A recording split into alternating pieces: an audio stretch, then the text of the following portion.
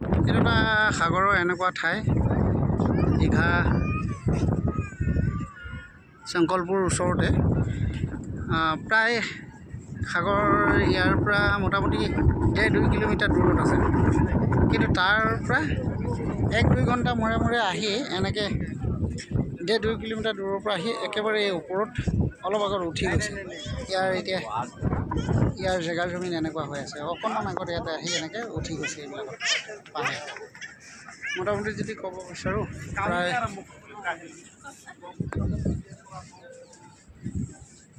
1 kilometre ওপৰত উঠি আহিছে আৰু সিপাৰে সেইটো এটা মাজুলী টাইপত আছে আৰু এখন এনেকুৱা ব্ৰিজ তাৰ মাজত কিবা এটা ভাবিব নোৱাৰা শক্তি আছে বুলি ক'ব লাগিব।